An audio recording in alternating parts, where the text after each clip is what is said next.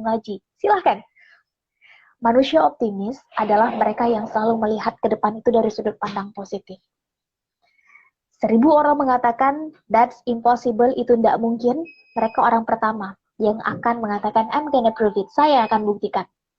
1000 orang mengatakan you are crazy, kamu gila, maka mereka orang pertama yang duluan melihat ke depan, memvisualisasikan.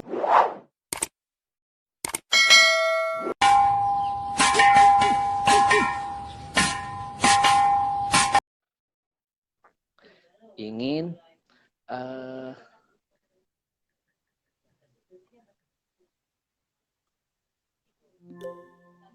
baik, kita ingin belajar dari Ustazah Shirley tentang pengalaman dan lain sebagainya ke depan. Ya, kata orang tak kenal maka tak cinta. Dan cinta dan iman juga ada korelasi. Kita nggak sempurna imannya kalau hanya mencintai diri kita, tapi tidak ada kata cinta untuk saudara kita.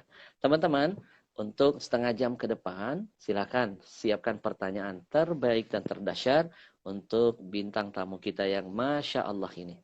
Jadi kalau lihat Shirley pengen balik muda lagi. Wow, Masya Allah. Balik muda. Kalau kata biar apa? orang, karena ya, semangatnya. maaf, Karena semangatnya dalam menuntut ilmu, kecerdasannya, Masya Allah. Kesuksesan di usia yang muda, tidak semua orang bisa meraih itu semua. Baik Ustazah Shirley, kita berikan waktu seluas-luasnya untuk memperkenalkan diri dan apa yang disampaikan. Silakan. Iya, terima kasih Ustadz. Assalamualaikum warahmatullahi wabarakatuh. Teman-teman semuanya, hamdan syukranillah, salatan wassalaman ala rasulillah, asyhadu an la ilaha illallah wahdahu la syarikalah, wa asyhadu anna muhammadan abduhu wa rasuluh, dan nabiyya ba'da. Shirley senang sekali juga bisa ikut hadir sore yang berbahagia ini, meski secara virtual bersama guru kita bersama Ustadz Ahmad Al-Habsyi, yang teman-teman saya ingin sampaikan bahwa beliau ini adalah pembimbing Shirley sejak Shirley masih SMP, kalau Ustadz masih ingat. Karena Shirley ketika SMP itu kan ikut Pildacil, kalau Ustadz ingat ya. Dan saat itu adalah salah satu jurinya itu adalah Ustadz Al-Habsyi. Jadi, dan yang Shirley ingat adalah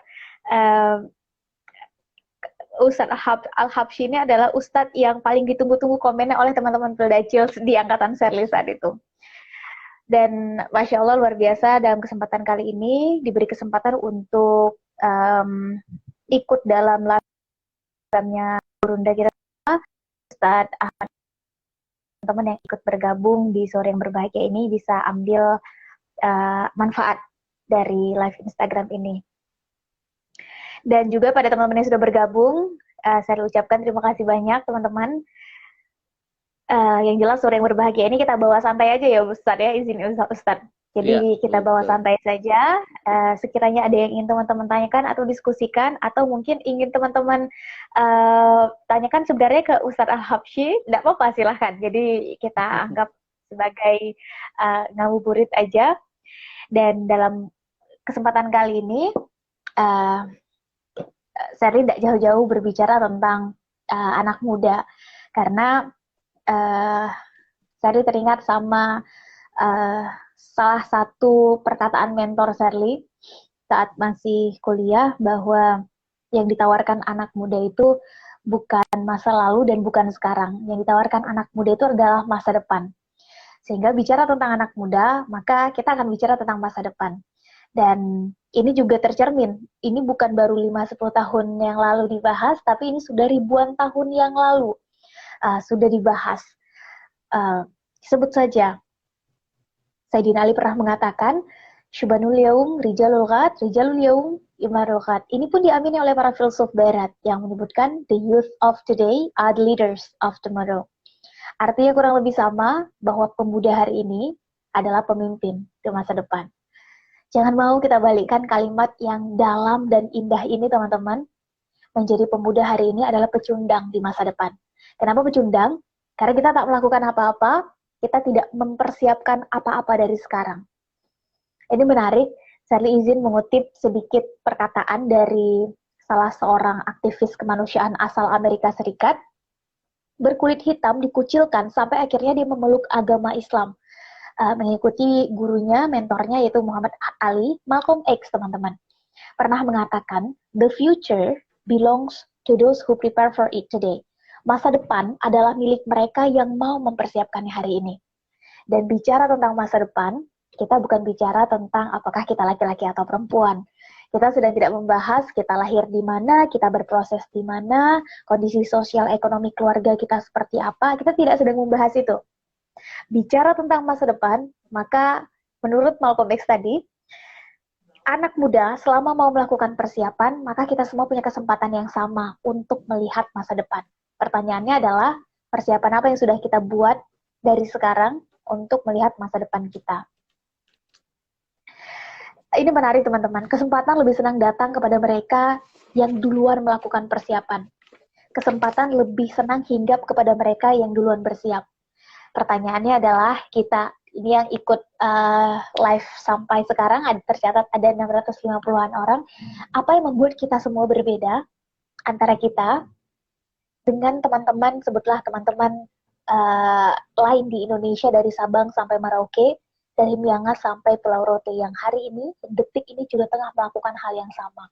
Mereka sedang menuntut ilmu, mereka sedang mencari jati diri, mereka sedang berusaha mengenali dirinya, menemukan passion, skill, hobi, dan lain-lain. Apa yang membuat kita berbeda dan merasa punya kesempatan yang lebih? Sehingga sebetulnya dalam mengisi masa muda ini, kita semua anak muda dibedakan menjadi tipikalnya 4. 1, manusia yang pesimis, 2, manusia yang realistis, 3, manusia yang optimis, dan 4, manusia yang progresif. Manusia yang pesimis ketika ditanya tentang masa depan, mereka akan nyaris menjawab dengan awalan, teman-teman ingin melihat diri sendiri 10-15 tahun lagi ketika diberi kesempatan, diberi waktu, diberi umur oleh Allah, ingin melihat diri sendiri sebagai siapa. Maka teman-teman yang pesimis akan menjawab, itu mereka sajalah yang duluan. Mereka yang pintar-pintar, mereka yang rajin-rajin, mereka yang alim-alim, mereka yang punya akses lebih, mereka saja yang duluan bicara tentang masa depan. Kalau kita, ya kita mah apa tuh cuma serpihan rengginang misalnya. Kalau saya bagaimana? Ya kalau saya mah apa tuh cuma bubuk biskuat.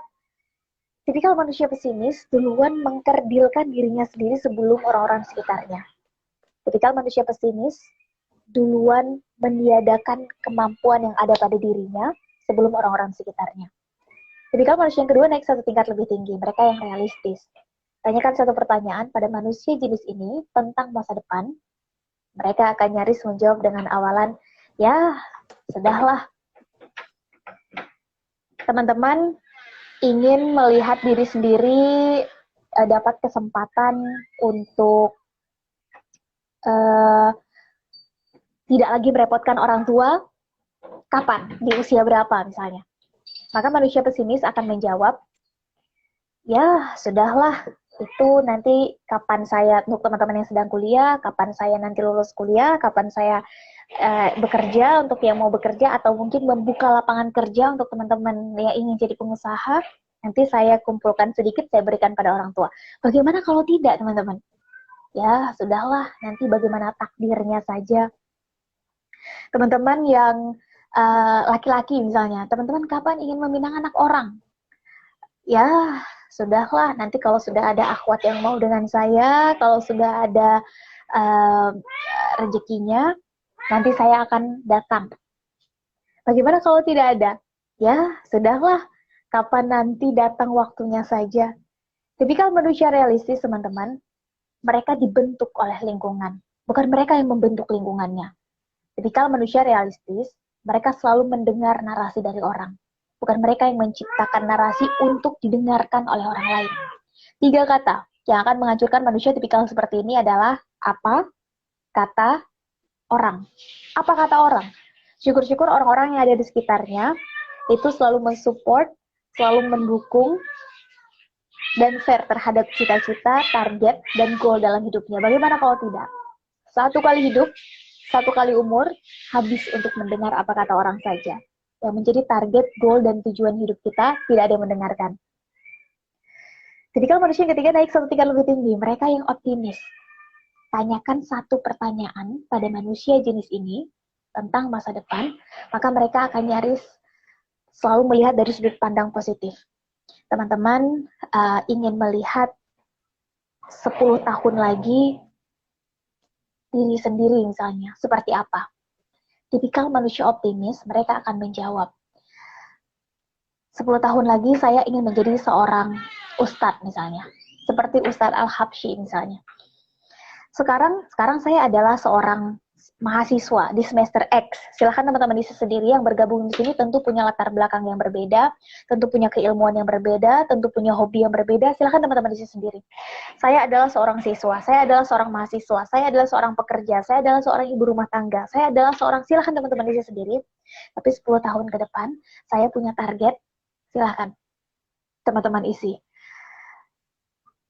Contoh realnya, sekarang saya adalah seorang mahasiswa, tapi 10 tahun lagi Kak Sherly, saya ingin menjadi seorang entrepreneur. Atau karena passion saya adalah pendidikan, saya pengen punya yayasan pendidikan.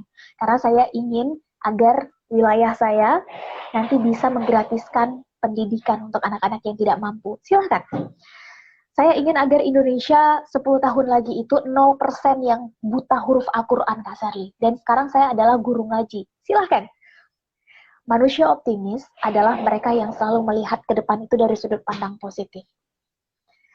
1000 orang mengatakan that's impossible, itu tidak mungkin. Mereka orang pertama yang akan mengatakan I'm gonna prove it, saya akan buktikan. 1000 orang mengatakan you are crazy, kamu gila. Maka mereka orang pertama yang duluan melihat ke depan, memvisualisasikan cita-cita mereka dalam pikiran mereka. Tipikal manusia yang keempat naik satu tingkat lebih tinggi. Mereka yang progresif. Kadang-kadang hidup kita ini terbentur dengan aturan. Betul nggak, Ustaz? Sebagai untuk mungkin teman-teman yang baru bergabung, teman yang mahasiswa misalnya, ada namanya aturan kampus. Atau teman-teman yang siswa, ada namanya aturan sekolah. Nanti selesai dari kampus, mungkin kita bekerja, mungkin membuka lapangan kerja. Untuk kita yang bekerja, ada namanya aturan perusahaan, aturan institusi tempat kita bekerja. Sebagai warga negara, kita punya namanya aturan negara. Sebagai makhluk ilahi pun, kita punya namanya aturan ilahi, teman-teman. Kita hidup dengan aturan. Itu yang membuat kita terus berada on the track. Mereka yang progresif, tak peduli bagaimanapun kondisi menghimpit, situasi pun menjepit, mereka akan terus keep going, keep moving. Nggak bisa pakai cara A, pakai cara B. Nggak bisa pakai cara B, pakai cara C. Nggak bisa pakai cara A, B, C. Masih ada 24 cara lain, sampai huruf Z. Selalu ada ikhtiar. Keep going, keep moving. Selalu ada ide-ide kreatif, inovatif, tapi tetap solutif di tangan manusia-manusia progresif. Dan hanya akan ada dua hal yang terjadi pada manusia seperti ini. Satu, perubahan. Dua, pembaharuan. Tidak ada alasan bagi anak muda untuk bersikap realistis. Apalagi pesimis. Satu-satunya tangga yang pantas bagi anak muda adalah optimis. Pelan-pelan mengupgrade diri menjadi mereka yang progresif. Pertanyaannya adalah, kita anak muda, selama ini zona nyaman kita ada di tangga yang mana? Selama ini anak muda kita dikelilingi orang-orang di sekitar kita, membiasakan kita, membanjakan kita untuk duduk di tangga yang mana? Ini menarik teman-teman, zaman berubah, waktu berganti, teknologi pun hadir. Mereka yang bisa berdamai dengan ini, mereka akan bisa maju lebih cepat. Mereka yang tidak bisa berdamai dengan ini, mereka pelan-pelan akan mundur ke belakang, diam di tempat. Dan dalam mengisi waktu seperti ini, sebetulnya kita semua hanya dibedakan menjadi 4 kualitasnya. Pertama adalah mereka yang melakukan dengan standar baik. Pertama standar baik, kemudian standar lebih baik, better one, ketiga standar the best one, keempat standar an excellent one, yang nanti kita bisa sama-sama diskusi tentang hal ini. Tapi yang jelas teman-teman, pada akhirnya sejarah bukan hanya mencatat mereka yang paling kaya. Sejarah bukan hanya mencatat mereka yang parasnya paling tampan, wajahnya paling cantik, karena akan lekang dimakan waktu. Sejarah juga mencatat mereka yang kehadirannya bisa dirasakan manfaatnya oleh orang lain.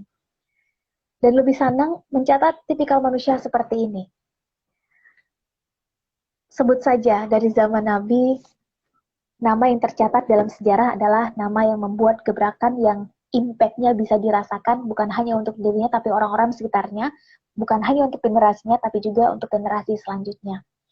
Sehingga sebetulnya bicara tentang anak muda, kita bukan lagi bicara tentang umur. Bicara tentang anak muda, kita adalah bicara tentang pilihan sikap. Kita ingin menjadi manusia yang pesimis atau optimis. Kita ingin menjadi manusia yang penuh dengan keputusasaan atau bergerak dengan penuh harapan. Kita ingin menjadi manusia yang ragu-ragu dalam mengambil keputusan atau bergerak dengan penuh keyakinan. Yang jelas kita akan tua setua keputusasaan kita, dan kita pun akan muda semuda harapan kita. Kita akan tua setua pesimisme kita, dan kita akan muda semuda optimisme kita. Selama harapan, keyakinan, dan optimisme masih ada di dalam dada, maka kita semua masih selamanya muda. Pada akhirnya, jangan mau jadi anak muda yang pengecut, karena hidup kita cuma satu kali, ayo kita hidup yang berarti. Pada akhirnya, akan ada yang berubah, akan ada yang bertahan, tapi satu yang pasti, bahwa harapan, keyakinan, dan cita-cita kita harus terus diperjuangkan. Selama standarnya dua, baik dan benar. Karena baik saja tidak cukup, harus benar, dan dalam hal ini nanti bisa dijelaskan oleh Ustadz Al-Habsyi, baik belum tentu benar, benar sudah pasti baik. Dan standar kita dalam menentukan kebenaran jelas, yaitu Al-Quran dan Al-Hadis. Saya pikir demikian, Ustaz. Masya Allah. Masya Allah. Begitu banyak orang yang menulis, I like your motivation, katanya. Luar biasa. Oh, begitu. Dan baru sebentar Sally memberikan gambaran, sudah banyak membangun motivasi anak-anak muda. Ada yang bilang, hari ini saya sebagai guru, 10 tahun akan datang saya akan jadi pengusaha. Wah. Insya Allah. Saya hari ini katanya sebagai biasa pelajar, saya ke depan saya harus punya harus jadi punya universitas. Ini motivasi luar biasa. Ada begitu banyak yang sudah bergabung. Mohon maaf kalau tidak bisa menyapa satu persatu. Ada Habib Ja'far Syahab. Masya Allah. Baik, ada beberapa poin yang tadi kita dapatkan dari Shirley. Pesimis. Jadi gambaran anak muda yang pesimis. Kemudian ada realistis, betul ya? Realistis, betul. Realistis, ketiga adalah optimis, dan keempat adalah progresif. Nah, ini ada yang nanya nih, Ustazah. Apa bedanya manusia yang pesimis, katanya, dengan manusia yang merendah? Kalau menurut Shirley. Ya, kalau menurut Shirley, manusia pesimis itu adalah dia yang dia tidak tahu kelebihannya apa, dia tidak kenal dengan dirinya sendiri.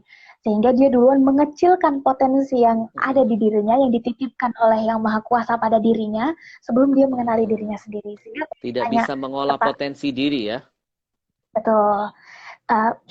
Sebelum mengolah pun dia tidak mengenal potensinya apa.